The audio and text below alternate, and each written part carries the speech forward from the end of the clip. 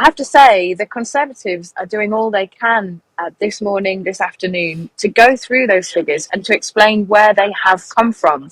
They have those assumptions are actually online. You can go onto the government's website and you can look at those Treasury assumptions. They say that in their working out of this £2,000 figure, there are 27 different commitments that they've included. They've not included some fairly big commitments that they say Labour hasn't committed to in its first term, including things like defence spending and getting rid of business rates. So of those 27 commitments, 21 are published by the Treasury, 2 come from other government documents, 1 from the Treasury, 2 are Labour's own numbers, and 1 is an independent costing. So they're saying, we've been very conservative looking at these numbers. We've assumed that Labour will raise at the higher end of revenue. We've assumed the costs of their policies are in the mid-range, so they think that they have been fair. They say if they'd shifted those assumptions, you would have had a bigger tax hike for families. And they are countering this question about those Treasury assumptions and saying that, yes, there have been some things built in by advisors, but at the end of the day, they have been costed by officials. I mean, Labour will say it's still not accurate, but it looks like the Tories are going to stick with this number. Kate, how do you read the post-debate mood in the Tory and Labour parties now? Who's happier? Afternoon, Andrew. Well, I think it's fair to say that the Conservatives are happier, even after that letter that Labour released this morning on Twitter. And I think that letter, look, it has complicated things. There's a number of different ways of looking at this. The first is that just by repeating this idea that there's a £2,000 Tory Labour tax hike, that is not good for the Labour Party, because even just debating whether or not it exists, whether or not the calculations are right, it puts that in people's minds. It's something that is on their agenda. I have to say, the Conservatives are doing all they can this morning, this afternoon, to go through those figures and to explain where they have come from. They have those assumptions are actually online. You can go onto the government's website and you can look at those Treasury assumptions. They say that in their working out of this £2,000 figure, there are 27 different commitments that they've included. They've not included some fairly big commitments that they say Labour hasn't committed to in its first term, including things like defence spending and getting rid of business rates. So of those 27 commitments, 21 are published by the Treasury, 2 come from other government documents, 1 from the Treasury, 2 are Labour's own numbers, and 1 is an independent costing. So they're saying, we've been very conservative looking at these numbers. We've assumed that Labour will raise at the higher end of revenue. We've assumed the costs of their policies are in the mid-range, so they think that they have been fair. They say if they'd shifted those assumptions, you would have had a bigger tax hike for families. And they are countering this question about those Treasury assumptions and saying that, yes, there have been some things built in by advisors, but at the end of the day, they have been costed by officials. I mean, Labour will say it's still not accurate, but it looks like the Tories are going to stick with this number. All right, well, we'll look at all that with Andrew Mitchell, who'll be on the show later. But what you can't do is what the Prime Minister has done, which is to Well, you just said you'd resolve it, so what would you do? At the end of the day... So you're not going to give them the 35% pay rise that they're asking for, so how would you resolve it? Look, just standing there and saying, I'll resolve it, isn't an answer. That's not a plan. Prime Minister... How would you resolve it? Prime Minister, your record is... No, how would you resolve it? You want to be Prime Minister... How would you resolve the strike? How would you resolve them? I wish he had as much to say when Liz Truss was crushing the economy. Yeah, how would he resolve? Well, we didn't find out, I don't think. That was another extract from the debate on ITV last night.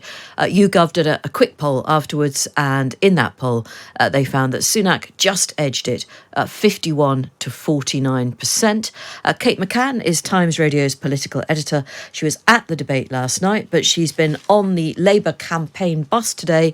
It's just arrived in Portsmouth. Kate, very quick up sum then. Will last night's events make any difference at all? What do you think? I think it's unlikely they'll make a difference overall in terms of how people vote, partly just because the numbers are so far apart. I mean, Labour are consistently 20 points ahead in the polls, and it's highly likely that they will end up winning the next election. I think the margin is less clear. We don't know exactly how big the majority will be that Labour will get. And I think really what last night was about is that, Rishi Sunak went into that debate with probably not very much to lose in that sense. The polls are against him. He really has to come out fighting, and that's exactly what he did. For Keir Starmer, though, this was the first time lots of people were really engaging with him as a prime ministerial figure. And I'm just not sure that he or his team really recognised the way that this could go in terms of, quite how aggressive Rishi Sunak would be, quite how much interaction there would be between the two men. And I think the really big question, and yeah, we can go back and forth over this £2,000 tax hike, is if Labour had a letter from the Treasury saying, we didn't put this overall number together. We did the costings, but, we didn't put the number together. They can't say that we've endorsed this £2,000 figure. Why didn't Keir Starmer use that last night? Because it really would have ended this conversation before it even got off the ground. As it stands, he didn't really engage with that number at all until at least halfway through the debate. And I think that leaves quite a lot of room for question. Would you say that on the whole, there was a tiny bit of disappointment on that Labour bus today about how Keir Starmer came across?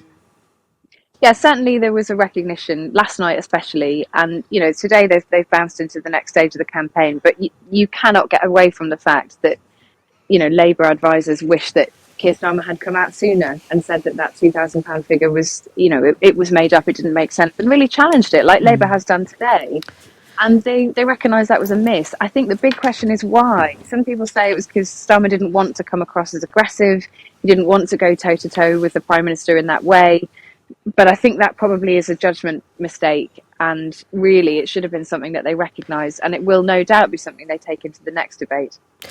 This is something that I just noticed as a viewer at home. Seeing the two men standing side by side, I think for the first time, and it sounds ridiculous, I realised there was an age difference and that Sunak is springier, he's punchier, and there were times when he did look like the slightly irritating, overconfident lad in the lower sixth, and Keir Starmer looked like the deputy head who'd find himself in charge when he didn't really expect to be. Do you know what I mean?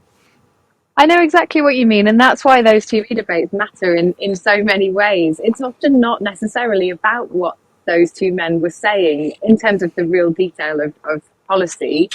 It's much more about how do they respond? Are they snippy? Do they roll their eyes? Do they look exasperated? Do they look like, I don't really know what to do here? And we thought that Rishi Sunak would try and avoid being snippy. He actually didn't. He really went for it. He clearly feels that he's got really nothing to lose by doing that now.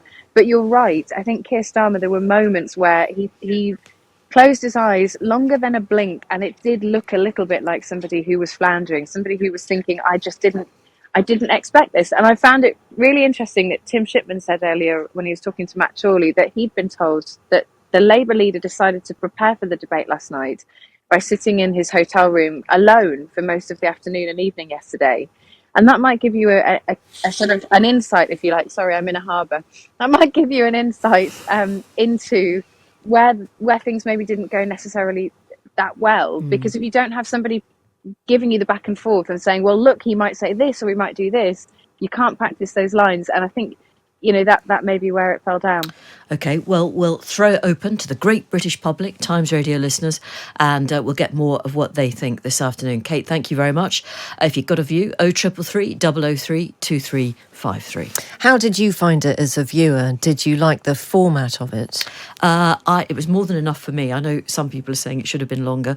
And actually, perhaps it should. Perhaps it should have been a solid 3-hour debate in which people from all over the UK were invited to take part, maybe even on phones. There must be a way of connecting people from all over the country to something like that. I can't believe that's beyond us in 2024. But for me, as a taster, if you like, I thought it was quite, to be honest, perfectly good entertainment of a Tuesday night. And I'll also be watching the Friday night 7-headed beast of a political debate, which I think is on the BBC, isn't it? I mean, that's going to be a whopper. There was something about the frustrating nature of it that did, I think, make it less likely that you were going to switch off from it. So I know that it was very frustrating that they were talking over each other all the time, but it kind of kept you engaged, actually, because they looked engaged. But I do think the 45-second thing, Jane, on two levels. One, you can't really get a very considered point across about really important things in 45 seconds. And also, I think as soon as you tell the viewers that they've only got got 45 seconds, there's a little bit in your own head where you're counting it down for them, as opposed to actually really listening to the answers. And also 45 seconds is quite random. I mean, I'd just go for the full minute. Yeah, it is a bit bizarre. You're quite right. Let's just briefly bring in John in the Isle of Skye. Starmer closed his eyes in frustration, I think, at not being allowed by Sunak to speak, not because he didn't know what to say. And Louise says, why are you all, that's Jane Fee and Kate McCann, only mentioning the YouGov poll, saying Sunak won the debate and talking about how Sunak has won when there were two other polls showing a Starmer win? Right, I mean, it's all very narrow, this, and I don't think there's any suggestion at all that it was a slam dunk for the Prime Minister. I think it was regarded by many people as rather close, the whole thing. Yep. And quite a few people are really fed up that we're still talking about it. But I think, I don't know, I think sometimes you can take quite a few days to pick over the entrails until the next one arrives. But we do have plenty of other things to talk about in the programme today. So please don't worry about that. Not least the fact that King Charles has been speaking at the 80th anniversary of D-Day. He told attendees that we are all eternally in their debt.